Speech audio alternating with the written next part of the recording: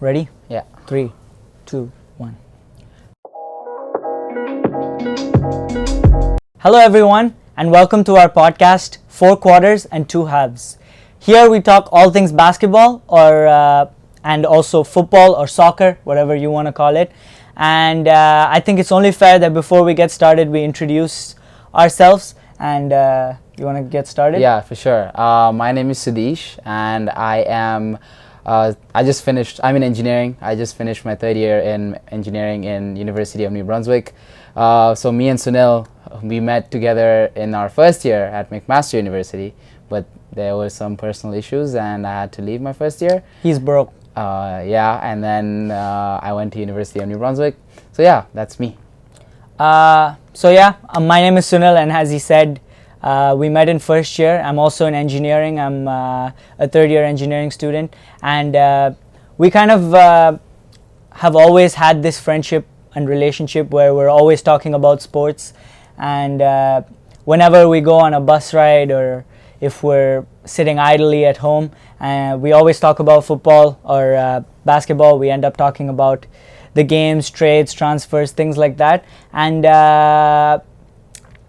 something happened in the past few weeks, which is the NBA finals happened, and we were sitting in one of the pubs and we were having a chat about the games and about the next season coming up and what different teams can do to be better, things like that. And it felt like it was a podcast. Yeah, like I remember like when we walked down the street and we were just talking about the first game of the NBA finals between Celtics and Warriors, and we decided, okay, we're gonna do a podcast. Yeah. Maybe a basketball podcast or a football podcast. Eventually it came together as being a podcast that talks about both, which is a great idea, I think. And I'm really glad 5 games later we're done with the finals, I think a couple of weeks down. Yeah. And we're here. Yeah, it's we're gonna start a new season and we're gonna start a new podcast. Yeah. So hopefully we can go through the entire season with this. Yeah. And I just wanted to say that even though this is sort of a basketball and football combined podcast, we sort of don't have an outlay or an overview as to what the division of time is between the two sports. As things come up, we will talk about each of the sport. Sometimes we'll talk about basketball, sometimes football, and it might vary from episode to episode. For sure. But yeah, so I think we're fans always, right? Yeah. And I think it's only fair to talk about what type of a fan we are and what teams we support. Yeah. So you want to get started with that? Yeah, for sure. So I support Chelsea. I'll just have a little bit of a cup. The only trophy we won last year, it was a cup. Yeah, so I support Chelsea. Last year, I mean, when I started supporting Chelsea, I think in 2014. Very convenient of me to say, but I started supporting them because one of my friends was also a Chelsea fan, and I just randomly decided to pick Chelsea just like him. I think ever since that, I think initially I was not really a fan per se, but eventually like I started getting more emotional about the games and I started watching a lot more games. And I think the fan in me has evolved. Yes, I'm now a fan. I can say that for sure for Chelsea Football Club. I know you are a Manchester City fan. And do you want to describe your journey as a fan? Yeah, absolutely. And like you said, I'm a Manchester City fan. I've been a fan for a little over a decade, maybe 13, 14 years now. I was like 8-9 years old when I was introduced to football and when I was introduced to Man City, because my dad used to work for the company that sponsored Man City at the time and still does, Etihad Airways. So I ended up learning about Man City through my dad, and he sort of passed that on to me, and I'm a fan now. And I always believe that the team that you support, you don't get to choose it. It's the team that chooses you. Yeah. So Man City could have chosen any company to sponsor them, and my dad could have chosen any company to work for, and it sort of just fell into place. And I believe like Man City chose me to be their fan. It's almost like destiny, isn't it? Yeah, it kind of is in a way, and I believe that. You know what I'm saying? So now that we have talked about football and we have talked about how we became football fans, do you want to talk about how your journey as a basketball fan came about. Absolutely. So basketball hasn't been as long as football, that's for sure. But that's purely because we didn't have that much exposure to basketball back home. So to give some context, both of us grew up in India, and I believe Sudhish grew up in Zambia, if I'm not wrong. Eventually, Yeah. So we moved to Canada for our university studies, and that's why we live here right now in Canada, close to Toronto. That's where we're based out of. And back home, when we lived there, as growing up as teenagers, there wasn't as much hype for the NBA out there, and when we moved to Canada for university, we definitely got more exposed to it, because almost everyone plays the game here, and it's one of the only sports that we play indoors during the winter, right? Yeah, because 100%. well, it's too snowy to play outside. Yeah. But yeah, that's sort of how it started, and everyone here supports the Raptors, and they're always talking about the Raptors games. It's sort of mandatory small talk. If the Raptors won a game the previous night, you sort of bring that up. Yeah. So that's how I got exposed to it, like 3 to 4 years ago now. Yeah. And I've slowly developed and started watching basketball, and over time, I did decide not to be a Raptor supporter. I chose to be a Memphis Grizzlies supporter because at the time my dad was living in Memphis, and it just sort of fell into place, and I liked the team as well. So I'm a Memphis Grizzlies supporter. And what about you? Do you want to... Yeah, for sure. I was never like a basketball fan per se, but like I used to watch couple of videos on YouTube. I've been watching LeBron for some time, but like not as deeply as some people do, as they worship him and all. But I still think he's the best player of all time. I've seen his plays.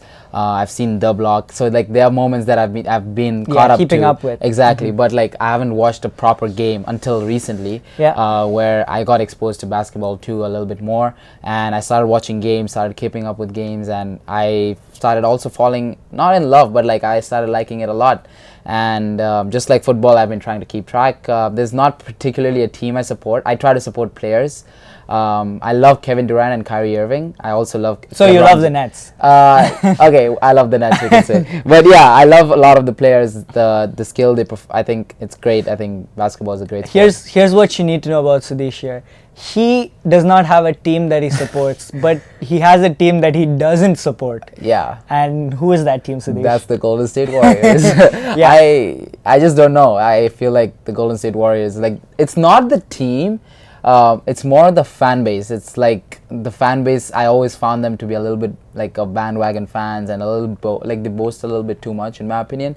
But yeah, so it was painful to see them win again this year. Well, get used to the boasting, because it'll they continue. are champions, and they will be for the next year until we have new champions. So we're gonna hear them say, "Oh, run it back, baby!" So you're gonna hear a lot of that. Yeah. Just because we talked about the NBA finals, what did you think about them, and how was your first experience as a fan of the NBA? Yeah.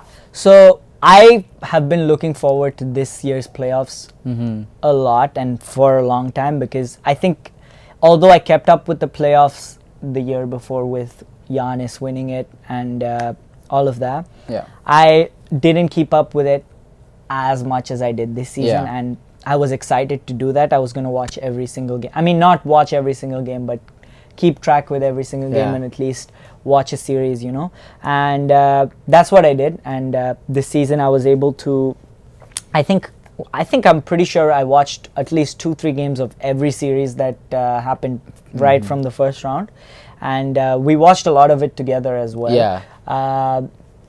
So it was very interesting. I did think this year's playoffs were slightly underwhelming compared to the previous years. I didn't watch it as extensively, but what I felt was, especially in the West, with the Dallas Mavericks taking the Suns out. That was, I think, the bigger twist of it. Yeah, that was a huge twist, and once that happened, the Warriors series sort of became a formality. Well, the scoreline does say that, right? I think they won 4-1, if I'm not wrong. Yeah, they did. And yeah, it sort of became a little underwhelming, that the feeling of a conference finals was gone. Yeah. And I did think that if Giannis stayed and if the Bucks stayed, it would have been a little bit more exciting. But it so happened that the Celtics were matched up with the Bucks, and it was what it was. Speaking of underwhelming, I mean, every game was almost a blowout. Like, we were watching some games, we would be like, okay, let's watch the second quarter, third. By the end of the third quarter, we were not watching anymore because the game was almost done. And like, every game was different. But in the case of the finals, they were up, like, they were very close almost. And we expected that. Both the teams were very well matched. And I think it was not the not the postseason we had with the Bucks last year, or the Suns' run last year, or like when the Raptors had the postseason with the crazy buzzer beater. It was not the same postseason. It was a little underwhelming. I completely agree with that. Speaking of underwhelming, we had another underwhelming Champions League final, which in my opinion was very underwhelming as well. The Champions League final is that hurts to talk about, because I personally think City should have been in that Champions League final, because 2 goals in the last 2 minutes in stoppage time and getting kicked out. That was painful, and it reminded me of the old days, especially after the season that we just had before this year, and we made it to the finals, and we did lose, separate story, but we did make it to the final, and we had a consistent run up. No, that's fine. I think even us, like, we also kind of gave away a goal at the 80th minute, which was very unfortunate. We were winning at that point.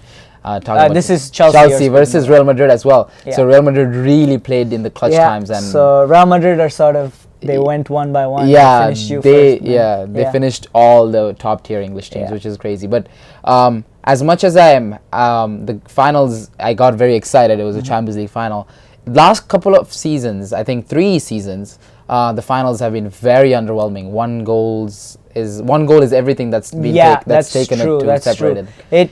It definitely didn't have the same amount of excitement or gravity that, say, the La Decima season, or like the seasons where Benzema, Bale, and Cristiano were a thing. So that particular run up, or those 3 title wins, they had like iconic moments in them. Say like the Karius miss, the Gareth Bale bicycle, the Sergio Ramos 94th minute header, all of that. That was I feel like we're not seeing as much of that. We've not seen the iconic moments such as that. Also, how can I forget Salah getting injured? Which I think was a huge part of the narrative that was in this Champions League final. But you thought there for a second. Both of us did. We were watching and we were like, man, the narrative is just too good for Liverpool to lose now, because it was like, Salah's gonna come, he's gonna take his revenge. It was very it was not a great Champions League final. I thought that Liverpool deserved to win at most points. They definitely did. I think Courtois was insane, man of the match, and Jurgen Klopp would also say that if a goalkeeper wins the man of the match, something's wrong with the game, but it's a game, and the game went well, and the finals finished, and we are now in the postseason era. We're the finals done. We're in the off season, both NBA and in football, and a lot of interesting things happening, isn't it? What do you want to talk about first? Go ahead. I think we should talk about the transfer market. I think a little bit more. Okay, for sure. So as a Chelsea fan, we kind of made a first transfer in Raphinha, with the agreement with Leeds and Chelsea that has happened, but there's still speculation that Raphinha might go to Barcelona because there are personal terms that are not coming through, which I'm very annoyed about, because it's almost like we stole the transfer from Arsenal, and now Barcelona might end up stealing it from us, and they will end up having the last laugh, which is very annoying to see. But I would love to see Raphinha play for Chelsea. He's a proven Premier League player, a proven FPL asset. I think I would love to see that, but we don't know about that yet. Last night we were just talking and we were like, Raphinha to Chelsea, it's done. He's gonna be good and it's gonna be great. And then today morning we woke up and we've seen the news about Raphinha probably moving to Barca instead, and like sort of the transfer being swept under the rug from Chelsea, and it's sort of weird, right? The Chelsea transfer of the Raphinha to Chelsea transfer itself, it was kind of a surprise. It came out of nowhere. Totally a surprise. Because Fabrizio posted it and we were all like, what? It was out of nowhere. Because I think when I was like in the Twitter whole bubble, I was seeing more Sterling transfer rumors, which still hasn't happened. But then I saw Raphinha, and I was like, wait, we don't really need a Raphinha, right? Like, we don't really need a right winger. We already have one. But then it happened, and I was excited because he's a proven player. Yeah. But let's see how it goes through. It was supposed to be Raphinha to Arsenal we were talking about there, and they've been in talks with Leeds, I think, for quite some time now. And let's talk about Arsenal there a little bit. Yeah. What a transfer window. Crazy transfers, some really good signings, really important pieces that I think. Do you think they're gonna make Champions League this year at last? Long awaited. Maybe the trust the process happens finally. I don't know.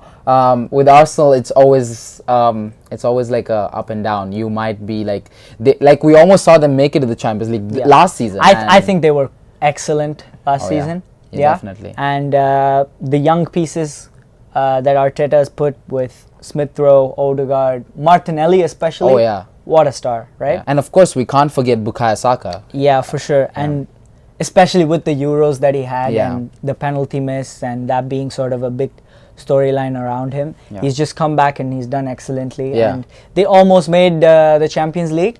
And I think it just came down to some inexperience there and some sort of like... Yeah. I think they had some injuries too, and Tierney was out for a very long period. He's been inconsistent there. Also, they got rid of Aubameyang, I think, during the January transfer window. And they had some problems with Lacazette as well. And now that they have signed Gabriel Jesus as a striker, which is a great opportunity for Jesus, but also for Arsenal, because I think Jesus is a great forward. Yeah. Just couldn't have his time with City in the last couple of seasons, especially. Yeah, it just didn't work out for City and Jesus. With that, and I'm being generous when I say that it didn't work out, because let's be honest, it really did. Yeah. He's been a consistent goal scorer. He's been there for big games, especially against Real Madrid. He's been there against Liverpool. He's had some crucial goals. But at the end of the day, it just made sense for City to move him on to Arsenal because, well, with Haaland and Alvarez, which we'll come to. So other than Gabriel Jesus, we also have Fabio Vieira coming in, if I'm not wrong. And I think they've spent around 40 million on him. Yeah. It's an important piece in midfield that they've acquired, and I think they could do it this time, especially if they've had that sort of foundation built with Arteta, with like the vision, the way they want to play. Yeah. And I can see them making the Champions League this season, especially with the things that are happening with the other teams. I can see a world where Liverpool are dropping off a little bit purely because of the one and only Sadio Mane leaving. Yeah. And this is big, right? Yeah. Because it's, I'm not exaggerating, but it's an end of an era for the Premier League and Liverpool, of course. Yeah. It's the end of the front three. Yeah. Firmino, Salah, and Mane. But it's crazy. It's despite the end of this historic front three, which has put up so much, so many goals and assists together. Yeah. It's crazy how Liverpool have found the right pieces, like Luis Diaz. Now they have brought in a 100 million striker in Darwin Núñez, which is crazy because I see Núñez as a physical striker who can replace Firmino in the long term, and I also can see that Luis Diaz can step up into Mane's roles. We don't know, but I can see it happening because I've seen him play in a couple of domestic cup finals against us, and he looked very deadly and very scary for me as a Chelsea fan, especially. Yeah, they're definitely, Diaz and Mane have sort of a similar sort of like attacking flair, just go forward type of outlook, which is really cool in terms of their recruiting, and they've recruited really well under Jurgen Klopp, especially in the past 3 years. And I don't know, maybe the title race looks different, maybe especially with City now also having a little bit of a change up, because it's always been that core of De Bruyne, Sterling, Aguero, and that's sort of changed now that they have a certified striker up front. They have Haaland now, Haaland coming in from Borussia Dortmund, much awaited, by the way. Erling Haaland. Yes, bro. I'm so glad that he's here. He's a childhood Man City fan. His dad played for us, and I think personally it's a great signing, and if he can be technical and if he can use that power along with fitting into Pep's system, I can see it being very deadly, a very deadly partnership. Yeah. Pep and Haaland.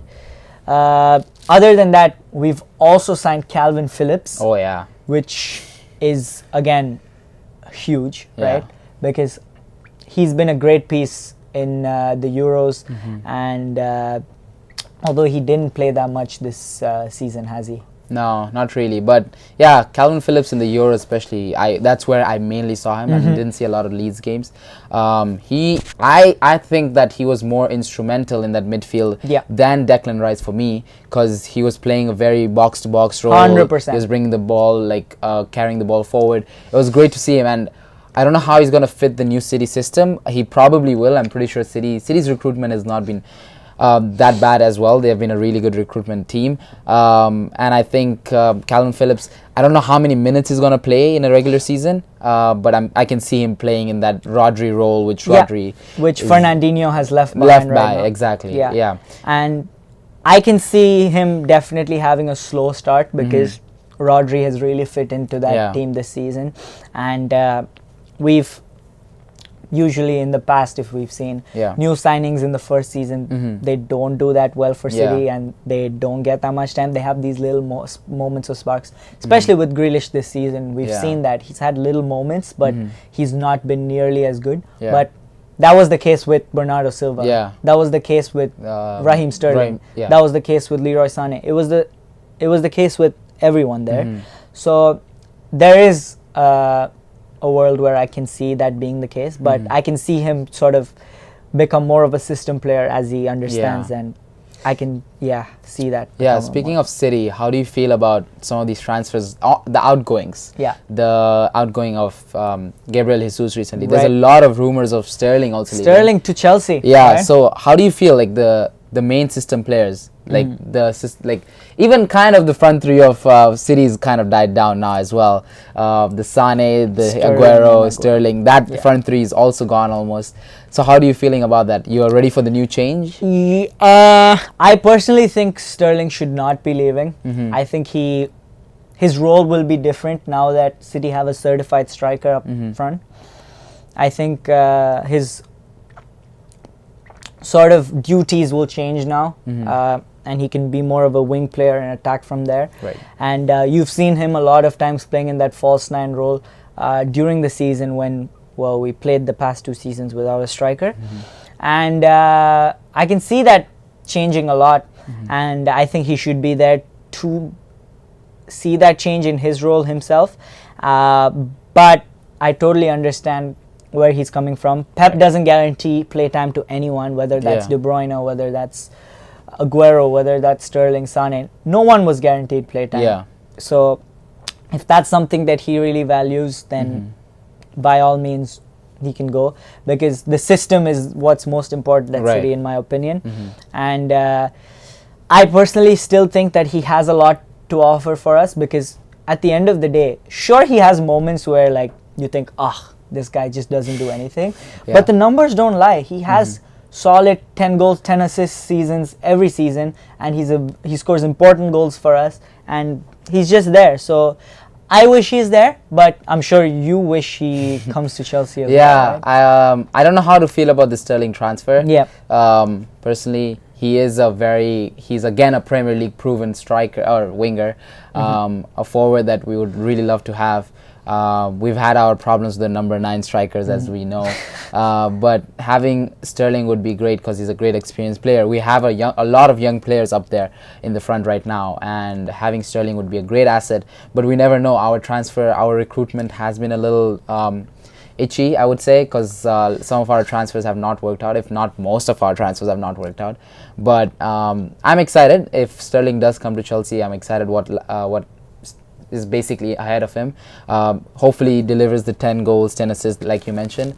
I'm excited.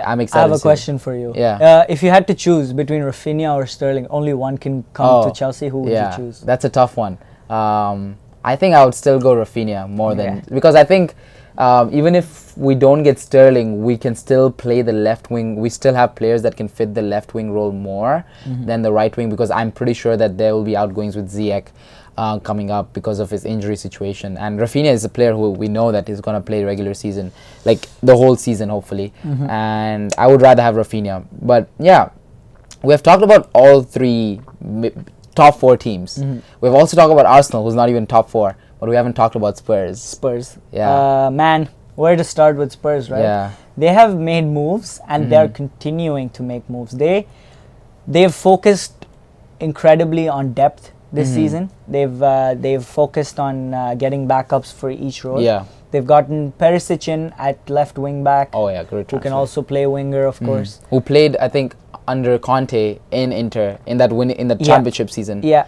Yeah. He had that wing back role in that position, and now they have 2 really good wing backs at the left and the right. Yeah. And it's there's also rumors that we read this morning that Richarlison might move to Spurs, and I think there's been talks about that for quite some time now, right? And they already have Heung-min Son, Kane and Kulusevski, which looked like a deadly front 3 towards the end of last season, and they made top 4, and they only look stronger this year. Yeah, I think one transfer you missed is the Bissouma transfer. Right. From Brighton. For 25 million. What a transfer. I think it's a great transfer for them. Their midfield is looking more and more... Let's look at that midfield now. Højbjerg. Højbjerg, Bissouma, Oliver Skip, and they have Dyer.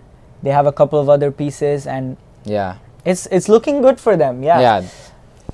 I don't know, because Conte just came like halfway through the season, and they were 7th or 8th, I think, at that point. Remember when Nuno Espirito Santo? Oh yeah, I don't even remember that, honestly. That was just like a blip.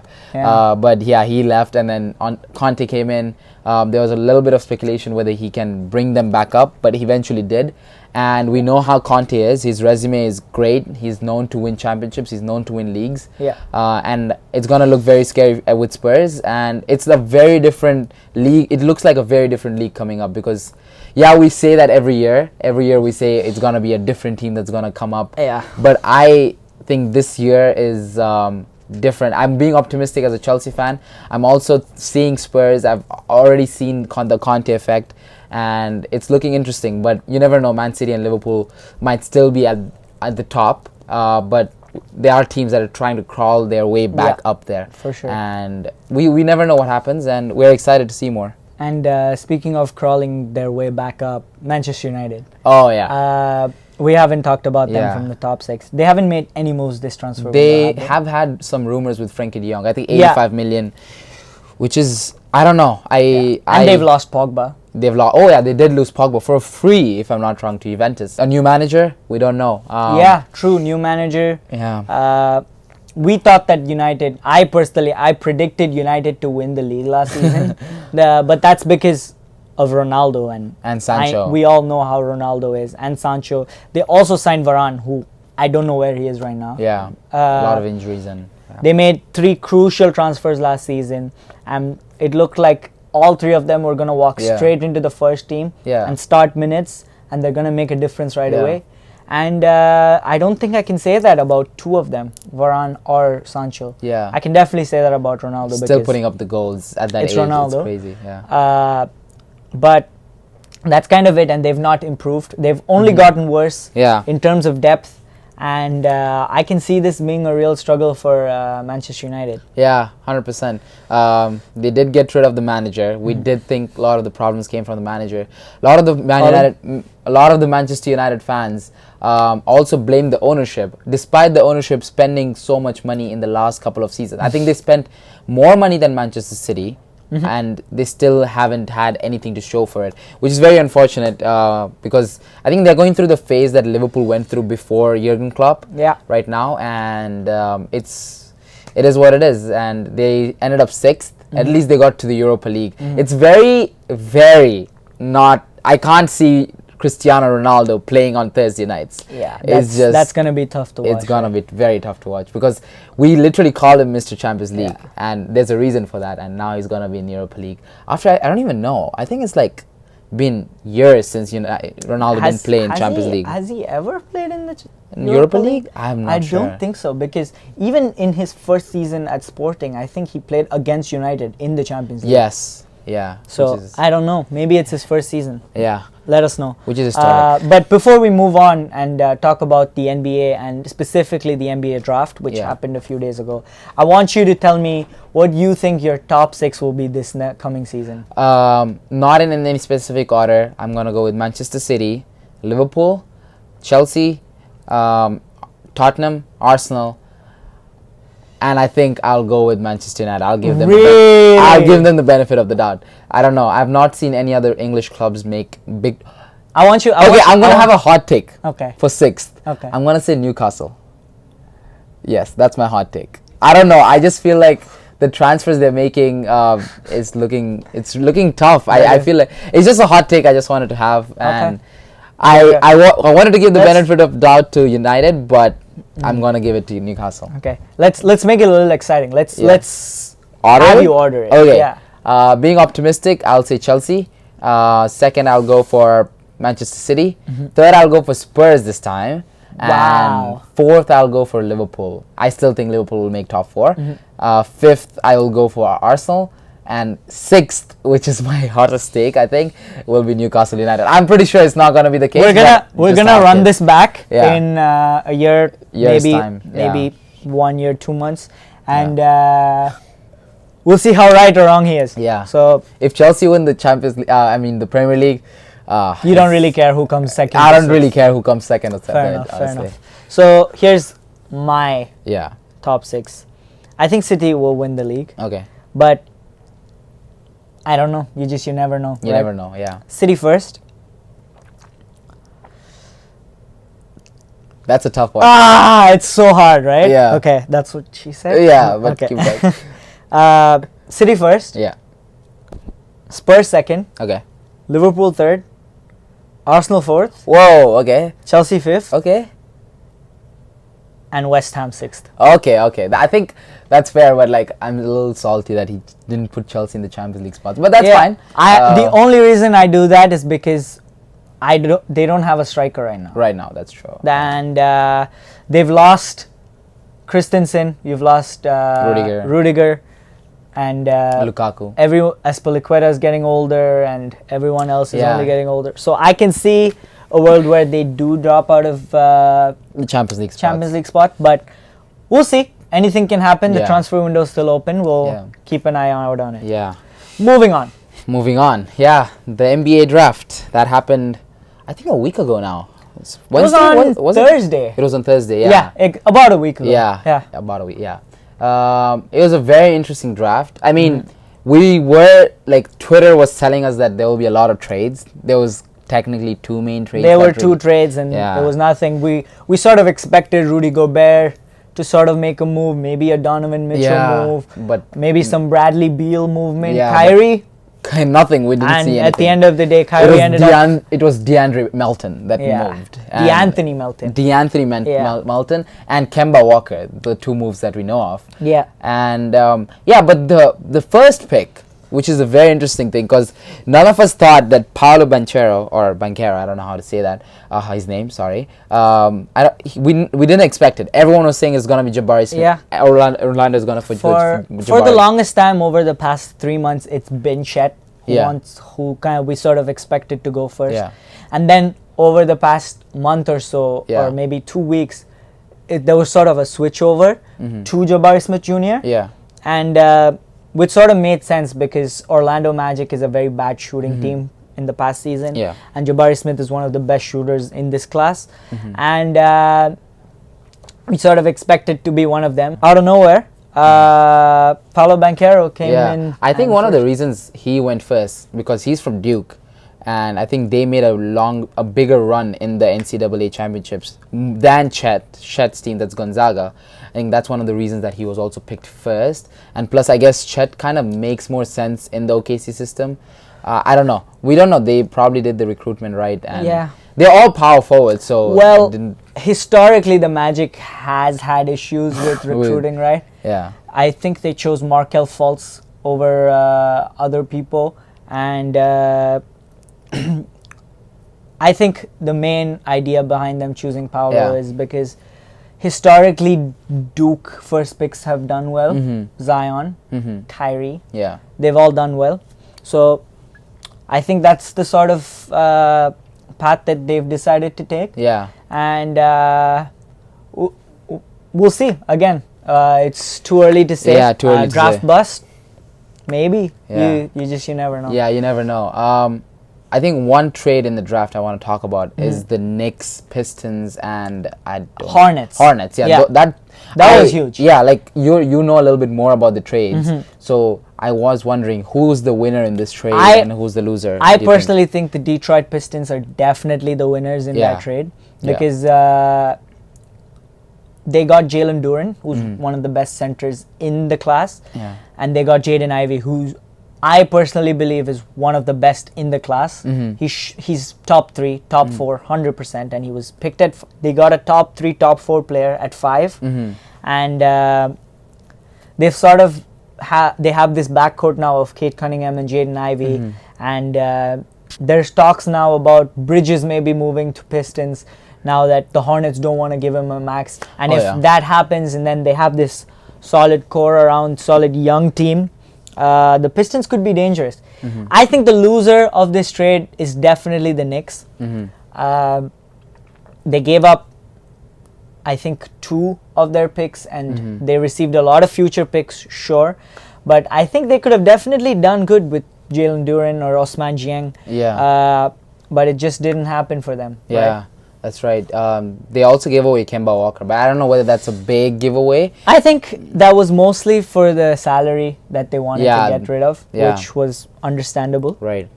Yeah, there's a lot of talks with the Knicks. I think the recent talk of them getting Jalen Brunson from Mavs, and they're giving him a max contract. I think it's a $30 million contract, which is really funny because that's a contract that like superstars get. And Jalen Brunson, like he's had a great season. There's no question about it. Great postseason because there was times against the Jazz. It was him. There was no Luka Doncic. It was Jalen Brunson, Reggie Bullock. They were playing their roles really well. And I'm not saying he's not a good player, but we don't know whether he's a player worth the max. And if they get Jalen Brunson, it will be Julius Randle and Jalen Brunson, who they will be paying the max contracts to, which is crazy, right? That is very typical of the Knicks, I would say. But that's kind of what's happened in the basketball world that we've sort of seen. Yeah, I remember us also talking about, and this has now finished the whole drama of Kyrie Irving going into the idea of him going to free agency, having his troubles with the Nets contract situation, but now eventually getting into the player option and breaking a lot of Lakers' hearts. How do you feel about that? Like, what do you think about Kyrie? And it looked for a moment there as if the Lakers were gonna get Kyrie, and it's gonna be a reunion for LeBron and Kyrie. Yeah. But that is definitely not the case now. It would seem it could still happen. There could be sign and trades. And knowing Kyrie, maybe last minute, I think Woj probably said that it on Thursday or Wednesday is when he officially submits his opt-in. Knowing Kyrie, you never know. Maybe he opts out last moment. It's also funny because I think I read somewhere that they said the Nets organization didn't know that Kyrie's going to opt-in until Shams, who's a very good source, who went ahead and tweeted that Kyrie's doing the player option, which is very funny to me because that just shows you the distrust, and it's going to just get worse, if anything, if it keeps going like this. But I think Kyrie and Kevin Durant, they sort of have a good relationship. Yeah. I think that sort of stemmed from their mutual hate for James Harden. But I think if there was one reason that Kyrie wanted to stay, it was for Kevin Durant. And he stayed, especially if Ben Simmons now comes back. And we can see at least a shadow of what he used to be. Except the free throw shooting, everything else is fine. We can definitely see a Nets championship run. But who am I to say, right? We can still see moves. And during all this drama, there was someone who sneaked in a little bit of action, and that was Damian Lillard, wasn't it? The Kevin Durant, the post, KD, you should come in. Well, that's probably not going to happen anymore, because firstly, it was not going to happen in the first place, because I don't think Nets would give away their biggest asset that they have invested so much and lost so much draft capital in by giving away Kevin Durant, and they basically lost their future for the present because they're gonna have a couple of years of prime KD and Kyrie. And I think till 2027, all their first round picks go to Houston Rockets. Yeah, so they gave away a lot for this for the super team, but that now is behind them. But yeah, so we were not gonna see Kevin Durant go to Portland out of all the places. But yeah, that was funny though. Yeah, it was really funny. I want to talk about the DeAnthony Melton trade and the Danny Green. How did you feel about that, and what was your thoughts about that? I thought it was definitely weird. I thought they definitely did not need to give up DeAnthony Melton. I think it's a great trade for the Sixers because they're looking for backup play. James Harden and Tyrese Maxey are great, but there's no one really there to back that up, and Melton is a great backup player, and when he is called upon, he really turns up and he gets his shots in. He is a very good defender as well. So the Philly definitely won this, in my opinion, and on top of that, Memphis also gave up 22 and 29. So it's sort of a weird one for me, but I think there's some sort of thought process there from Memphis. It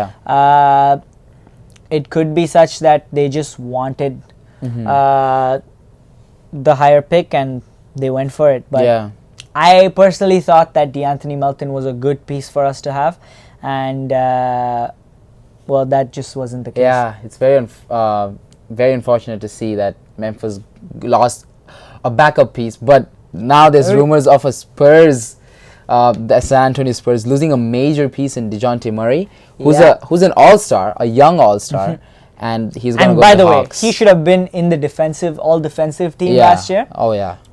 What a defender. Yeah. And if he does move to the Hawks, then I can see the whole narrative about, Trae Young's really small, and his defense is going to be, his lack of defense, that is going to be sort of the end of the Hawks in every playoff run. And I can see that sort of numbing down a little bit if DeJounte goes onto that backcourt, because, and also the rumor is that they won't even be giving up John Collins to make this trade.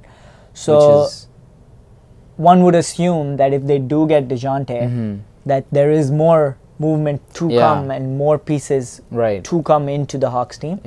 So I don't know, man. The Hawks team could be someone to be reckoned with next season for sure. The thing is with the Hawks, I'm pretty sure they were the 26th worst team in defense in the league last year. Basically, their whole success was coming through offense, mainly through Trae Young. And now that they have not lost John Collins, they still have assets, I think, to get a defender again, in a good center in Rudy Gobert, who's another player that has been in the speculation way that he's going to leave the Utah Jazz, especially and after. Let's also not forget they still do have Clint Capella, who they are willing to trade away. So I can see the Hawks having a huge revamp, and we can see a completely different side next season. It's looking interesting in the East a lot. So there hasn't been a lot of trades in the NBA so far, because it's been a couple of weeks since the off-season actually started. So it's very interesting coming through, and we will be trying to keep up with all the trades and try to talk about it throughout the off-season, throughout the postseason. And we'll look forward to the season coming up. And just to end the episode, to wrap it up, I would like to know who do you think is going to win the NBA championship next year? That's a tough one, right? It's so hard to predict. Especially because the trades haven't happened yet.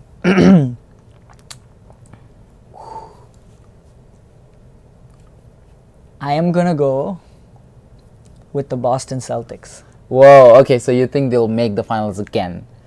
Past the East. And I think they will win this time. They'll win this time. Okay, that's fair. I think that's a very good shout. I definitely think that's possible. But if a Chris Middleton is not injured, and if Giannis continues playing the way he is, and he has been playing the way he has been for the last 3-4 seasons, I don't see the Bucks not winning it all the way. It's funny that we don't say Warriors, but that's fine. The Bucks, I would love to see the Bucks win the whole thing, and hopefully Middleton stays healthy, and I think they can make it all the way. So Bucks, Celtics. That was the matchup this year. Yeah. And we saw who won. Yeah. I'm kidding. I'm Yeah, kidding. that's fine. Okay. Thank you everyone for watching. That was our first episode of 4 quarters and 2 halves. Thank you.